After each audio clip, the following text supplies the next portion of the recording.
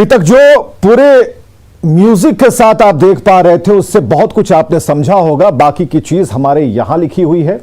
कुलपति महोदय यानी कि वाइस चांसलर एक यूनिवर्सिटी का सर्वे सर्वा होता है, यह आप जानते हैं। उन पर छात्रों और यूनिवर्सिटी का भविष्य टिका होता है। लेकिन अगर कुलपति ही भक्षक निकल जाए तो यूनिवर्सिटी और छात्रों का भविष्य क्या होगा, यह अंदाजा आप लगा सकते हैं। इस खास कार्यक्रम में आज हम आपको दिखाने जा रहे हैं। आप देखिए एक कुलपति की कलंक कथा।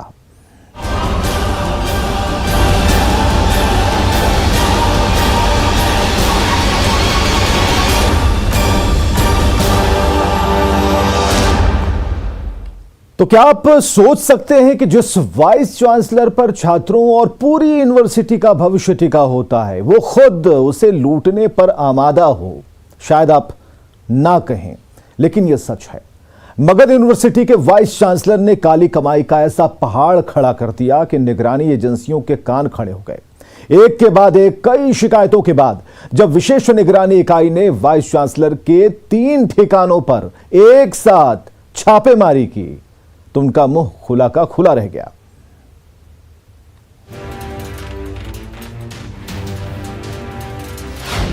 जिस पर थी छात्रों का भविष्य बनाने की जिम्मेदारी,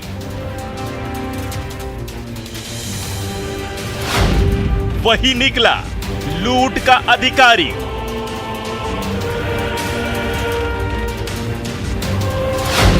डकार गया गार्ड के भी पैसे।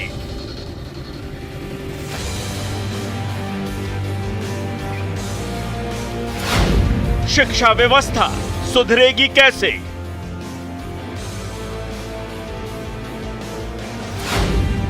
काली कमाई का कुबेर कुलपति।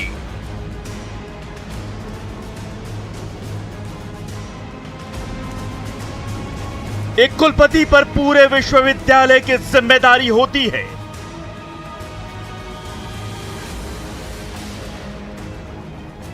लाखों छात्रों का भविष्य टिका होता है। वो कई कॉलेजों के कर्मचारियों का रहनुमा होता है। लेकिन आज आपको एक ऐसे धन कुबेर कुलपति से मिलवाते हैं जो करोड़ों की काली कमाई का मालिक निकला। नाम राजेंद्र प्रसाद यादव, पद मगध विश्वविद्यालय के कुलपति, जिम्मेदारी छात्रों का भविष्य बनाना, आरोप करोड़ों का भ्रष्टाचार।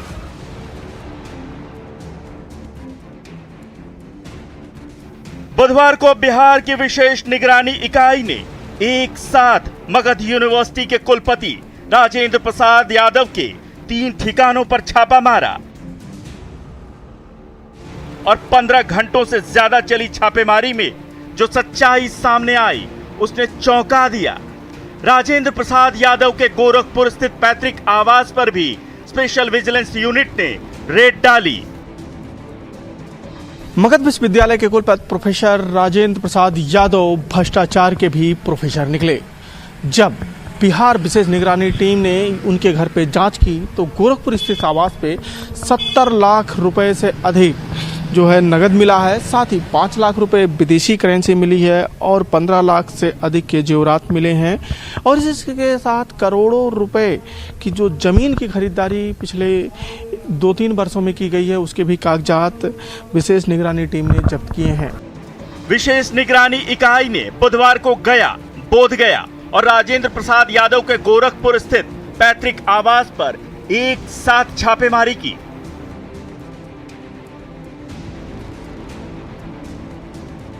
गोरखपुर के आजाद नगर पूर्वी आवास पर बुधवार की सुबह बिहार की विशेष निगरानी इकाई की छापेमारी में करोड़ों की संपत्ति बरामद हुई।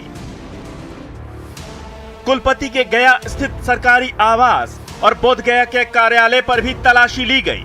इस छापेमारी में करोड़ों की अकूत संपत्ति का खुलासा हुआ। प्रोफेसर राजेंद्र पर कानून का शिकंजा कसता चला जा रहा है और विशेष जांच निगरानी टीम जो 15 घंटे से अधिक समय तक गोरखपुर उनके स्थित आवास पर रही, यहां से जा चुकी है। निगरानी इकाई के अधिकारियों ने गया स्थित कुलपति के सरकारी आवास यानी वाइस चांसलर रेसिडेंस पर सामने बिठाकर कुलपति से पूछताछ की। एक एक डिटेल खंगाली गई। अधिकारियों ने राजेंद्र प्रसाद यादव से हर उस चीज के बारे में बारीकी से पूछताछ की जो कुलपति आवास पर उनके हाथ आया। यहां तक कि मोबाइल फोन और ऐसी दूसरी छोटी छोटी चीजों के बारे में भी जानकारी ली गई। छापेमारी में विशेष निगरानी इकाई को उनके तीनों ठिकानों से 95 लाख नकद, साथ ही 5 लाख की विदेशी मुद्रा और 15 लाख रुपए के जेवरात भी बरामद हुए। जांच टीम को करीब 1 करोड़ की जमीन के कुछ कागजात भी मिले हैं। जांच में पता चला कि ये जमीनें पिछले कुछ सालों में खरीदी गई हैं। साथ ही कई बैंक अकाउंट और बैंक लॉकर का भी पता चला है। राजेंद्र प्रसाद ने शेयर मार्केट में भी निवेश कर रखा है। जिनके जिम्मे छात्रों का भविष्य है वो अपना भविष्य बनाने में लगे रहे हैं। मगध यूनिवर्सिटी का सेशन लेट होने से छात्रों का कैरियर दांव पर लगा है। बजाय इसे ठीक करने के कुलपति प्रोफेसर राजेंद्र प्रसाद यादव सिर्फ अपना बैंक बैलेंस बढ़ाते रहे, वो भी सारे नियम कायदे ताक पर रखकर। 95 लाख नकद, इतनी बड़ी रकम सुनकर ही आम आदमी के पसीने छूट जाते हैं। ज्यादातर लोगों ने तो इतनी रकम अपनी पूरी जिंदगी में नहीं देखा होगा। आपको साधारण तरीके से समझाते हैं कि आखिर ये रकम होती कितनी है। जो रकम कुलपति राजेंद्र प्रसाद यादव के ठिकानों से जब्त हुई है, उनमें 2000 की 47.5 गड्डियां यानी 2000 के 4750 नोट आते हैं। और अगर 500 के नोटों में इसकी गिनती करें तो 500 की 190 गड्डियां यानी 500 के 19,000 नोट आएंगे। आप अंदाजा लगा सकते हैं कि राजेंद्र प्रसाद ने अपने घर में कितनी अकूत संपत्ति जमा कर रखी थी। ये तो बस एक छोटा हिस्सा है। विशेष निगरानी इकाई को संदेह है कि इससे कई गुना ज्यादा रकम उनके पास है। कुलपति राजेंद्र प्रसाद यादव के ठिकानों पर छापेमारी के पीछे बड़ी वजह है। राजेंद्र प्रसाद के खिलाफ 30 करोड़ से ज्यादा की अवैध खरीदारी का आरोप है। यह खरीदारी उन्होंने मगध यूनिवर्सिटी और वीर कुंवर सिंह यूनिवर्सिटी के कुलपति रहते की थी। साफ है कि जिस कुलपति पर यूनिवर्सिटी की जिम्मेदारी थी वो यूनिवर्सिटी का लुटेरा निकला। काली कमाई के कुबेर कुलपति राजेंद्र प्रसाद यादव की कलंक कथा जारी है।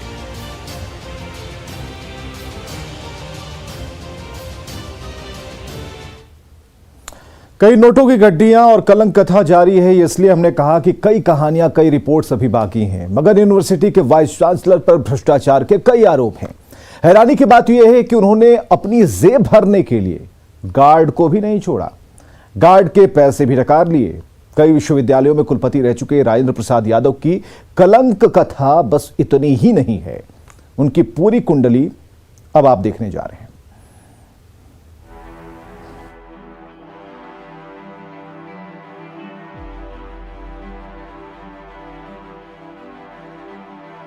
मगध विश्वविद्यालय के कुलपति प्रोफेसर राजेंद्र प्रसाद यादव के ठिकानों पर हुई छापेमारी में जो खुलासे हुए हैं वो चौंकाने वाले हैं।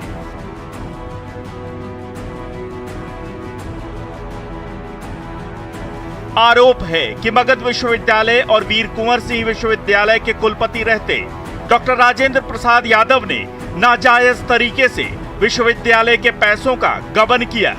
उनके खिलाफ जालसाजी और भ्रष्टाचार विरोधी अधिनियम के तहत कई मामले दर्ज किए गए हैं। कुलपति प्रोफेसर राजेंद्र प्रसाद यादव के खिलाफ भ्रष्टाचार और गबन के एक नहीं बल्कि कई मामले दर्ज हैं। उन पर आरोप है कि मगध विश्वविद्यालय और वीर कुंवर सिंह विश्वविद्यालय के कुलपति रहने के दौरान इन्होंने जमकर मनमानी की थी। इसके लिए रिश्तेदारों के फर्जी फर्म से करोड़ों की खरीदारी की गई थी। इस कार्रवाई की जद में कुलपति राजेंद्र प्रसाद यादव के अलावा और भी लोग हैं।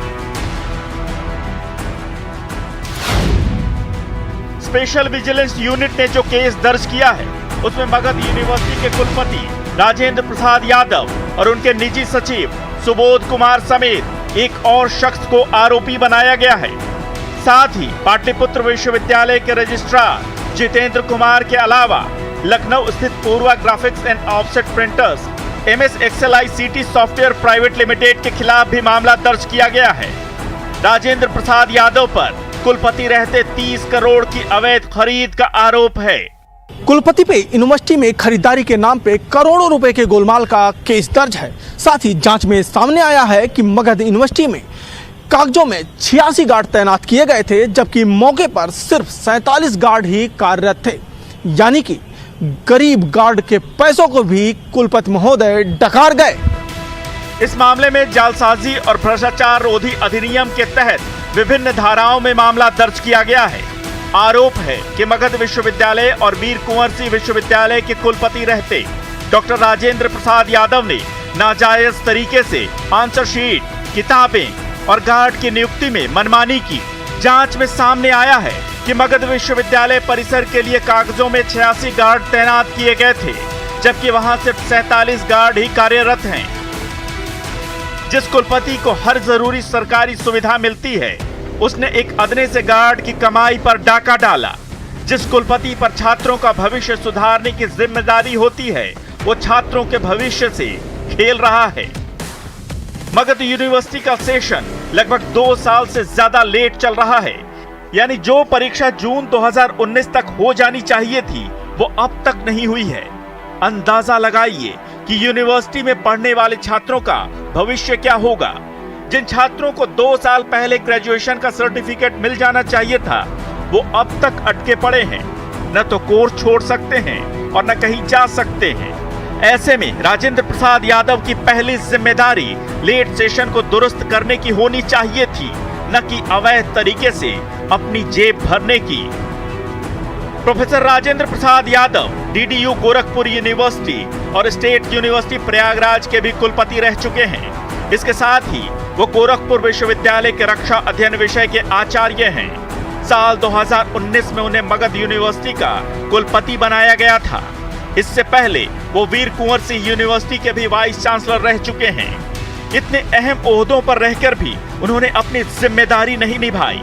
ऐसे में ये उम्मीद करना बेमानी होगा कि उन्होंने मगध यूनिवर्सिटी से पहले किसी और यूनिवर्सिटी में बतौर कुलपति भ्रष्टाचार नहीं किया होगा। गोरखपुर से राम गोपाल द्विवेदी और गया से एलन लिली के साथ ब्यूरो रिपोर्ट, न्यूज़ 18।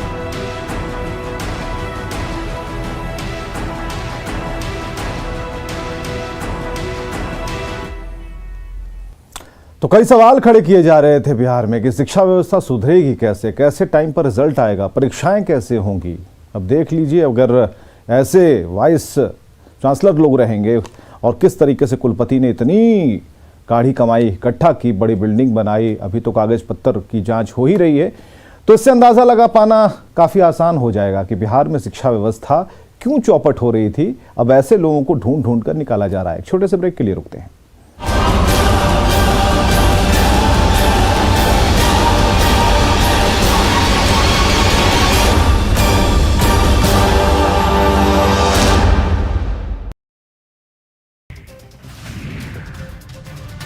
नवादा में अवैध शराब का धड़ल्ले से निर्माण हो रहा है। जलालपुर, मुसहरी और मिर्जापुर मोहल्ले में उत्पाद विभाग की टीम ने छापेमारी करते हुए 7 शराब की अवैध भट्टियों को ध्वस्त किया। इस कार्रवाई में 170 लीटर तैयार शराब के साथ 5 तस्करों को गिरफ्तार किया गया। शराब बनाने का सामान भी जब्त किया गया है। छापामारी किया गया। जलालपुर में 2 भट्टियों को ध्वस्त किया गया, जहां शराब और किनविट जावा पास विनष्ट किया गया। शराब बनाने का उपकरण जो किनविट जावा पास बरामद किया गया। साथ ही 5 से 5 व्यक्तियों को गिरफ्तार किया गया है। छापेमारी के दौरान हजारों किलो अवैध महुआ जावा को भी नष्ट किया गया। शराब कारोबारी शराब को नगर परिषद के डस्टबिन में छिपाकर रखे हुए थे। फिलहाल पुलिस ने गिरफ्तार अभियुक्तों पर उत्पाद अधिनियम के तहत मामला दर्ज कर जेल भेज दिया है। लाखों रुपए की लग्जरी कार पर राजनीतिक दल का झंडा लहरा रहा है। देखने से कार तो वीआईपी लग रही है, लेकिन जैसे ही गद्दीदार सीट का कवर हटता है, वैसे ही असलियत सामने आ जाती है। ये देखिए, जैसे ही आरामदायक सीट की ऊपरी परत हटाई गई, वैसे ही एक के बाद एक नशे की बोतलों का ढेर लगता चला गया, और वो भी महंगी शराब, जिसे यूपी के देवरिया से गाड़ी में छिपाकर सीतामढ़ी ले जाया जा रहा था। लेकिन उत्पाद महकमे ने बीच में ही दबोच लिया। कार की बोनट पर एक राजनीतिक दल का झंडा लहरा रहा था, इसीलिए किसी को ज्यादा शक नहीं हुआ। लेकिन जब छपरा में उत्पाद विभाग ने कार की तलाशी ली तो सीट के अंदर छिपाई गई नशे की तमाम बोतलें एक एक कर सामने आती गई। कड़ी पूछताछ में शराब तस्कर ने खरीदारी से लेकर होम डिलीवरी तक का राज उगल दिया। लेकिन नशे के सौदागरों की सारी चालाकी धरी की धरी रह गई और शराब तस्करी के नेटवर्क को उत्पाद महकमे ने तहस नहस करके रख दिया।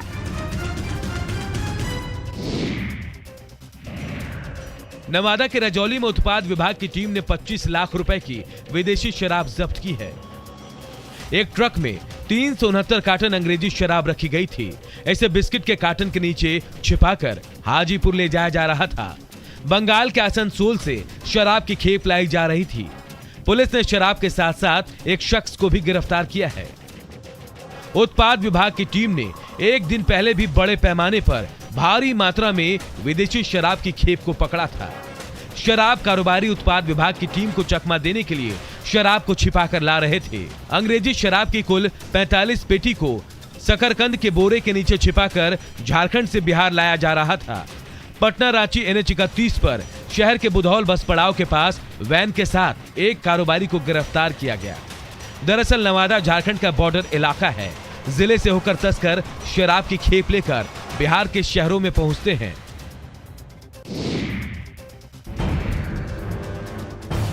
लखीसराय में ट्रक और बोलेरो में भीषण टक्कर हो गई। इस दर्दनाक हादसे में बोलेरो सवार 6 लोगों की मौके पर ही मौत हो गई और 4 लोगों की हालत गंभीर बनी हुई है, जिन्हें इलाज के लिए पटना और एक को जमुई रेफर किया गया है।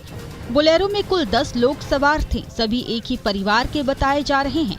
जानकारी के अनुसार सभी शव का दाह संस्कार करके वापस अपने गांव लौट रहे थे। तभी हलसी थाना क्षेत्र के सिकंदरा शेखपुरा मार्ग पर सामने से आ रहा खाली LPG गैस सिलेंडर लदे ट्रक ने बोलेरो को टक्कर मार दी।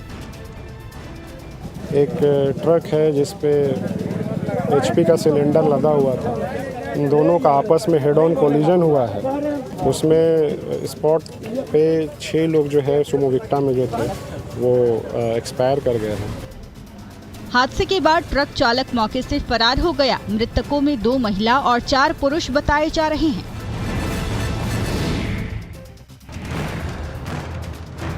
एक करोड़ के इनामी नक्सली और भाकपा माओवादियों के थिंक टैंक प्रशांत बोस, उसकी पत्नी और उसके साथ गिरफ्तार 4 सहयोगियों को 6 दिन के रिमांड पर भेज दिया गया है। फिलहाल इन सब से रांची के ज्वाइंट इंट्रोगेशन सेंटर में पूछताछ की जा रही है। माना जा रहा है कि इस पूछताछ में कई अहम जानकारियां मिल सकती है। प्रशांत बोस उर्फ किशन दा को कांड्रा के गिद्दीबेड़ा टोल प्लाजा के पास से गिरफ्तार किया गया था। प्रशांत बोस के ऊपर झारखंड के बाहर दूसरे राज्यों में भी दर्जनों मामले दर्ज हैं। झारखंड पुलिस के अलावा आज बिहार, तेलंगाना, पश्चिम बंगाल, छत्तीसगढ़ और ओडिशा पुलिस भी प्रशांत बोस से पूछताछ कर सकती है। इसके बाद केंद्र की कई जांच एजेंसियां भी प्रशांत बोस और दूसरे गिरफ्तार नक्सलियों से पूछताछ करेगी। प्रशांत बोस के गिरफ्तारी के बाद माओवादी बौखला गए हैं। माओवादियों ने प्रशांत बोस और उनकी पत्नी को जल्द रिहा करने की मांग करते हुए 20 नवम्बर को भारत बंद बुलाया है।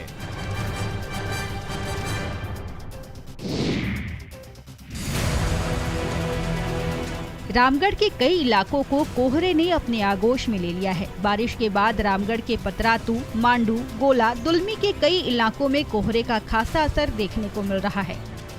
इसके अलावा कोहरे की वजह से विजिबिलिटी भी कम हो गई और उसका असर रामगढ़ से लगे नेशनल हाईवे पर भी दिखा। 6 से 8 फीट की विजिबिलिटी होने से गाड़ियों की रफ्तार पर भी ब्रेक लग गया। गाड़ियों की आवाजाही भी कम हो गई। इधर कृषि विज्ञान केंद्र की माने तो कोहरे की वजह से आलू समेत कई फसलों को नुकसान हो सकता है, तो दूसरी तरफ बारिश की वजह से धान की फसल भी बर्बाद हो गई। कोहरा के कारण ठंड में भी इजाफा देखा जा रहा है। सुबह में विजिबिलिटी 6 से 8 फीट की बताई जा रही थी। इसके कारण NH 33, NH 23 और रामगढ़ पतरातू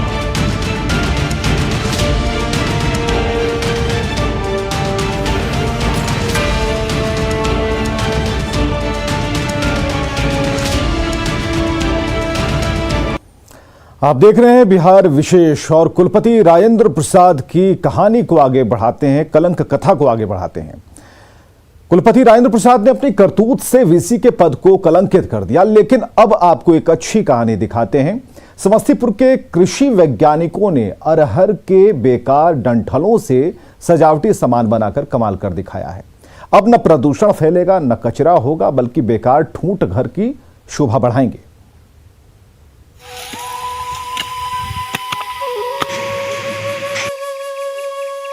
अरहर की लजीज दाल का जायका तो आपने चटखारे लेकर खाया होगा, लेकिन क्या अरहर के दाल निकालने के बाद बचे डंठलों का कमाल देखा है? नहीं ना? तो देख लीजिए, ये टेबल, ये चम्मच, स्टिक, मोबाइल स्टैंड से लेकर फ्लावर पॉट तक लकड़ी के उसी ठूंठ से बने हैं, जिन्हें अरहर के दाल निकालने के बाद फेंक दिया जाता था। पूसा के doctor Rajendra Prasad central agriculture university ने ऐसी तकनीक खोज निकाली है, जिसके जरिए अरहर के डंठल से बने सामान आपके घर की शोभा बढ़ा सकते हैं। अरहर से बनाने में हमें फ़ायदा ये है कि हमें हर साल ये मिल जाता है और इससे जो है हमारे इन्वायरमेंट को कोई नुकसान नहीं पहुंचता। उसके बाद उसके ऊपर का जो हिस्सा है उससे हम फर्नीचर बना रहे हैं। अब तक अरहर की दाल निकालने के बाद जो लकड़ी के ठूंठ बचते थे, उन्हें या तो फेंक दिया जाता था या फिर उसका इस्तेमाल जलावन के रूप में होता था, जिससे पर्यावरण प्रदूषण का खतरा भी बढ़ जाता था। लेकिन अब ये डंठल ना तो बेकार होंगे, ना प्रदूषण फैलाएंगे, बल्कि इससे बने सजावटी सामान आपके घर आंगन की खूबसूरती बढ़ाएंगे। एग्रीकल्चर यूनिवर्सिटी की पहल पर किसानों को इसकी ट्रेनिंग भी दी जा रही है।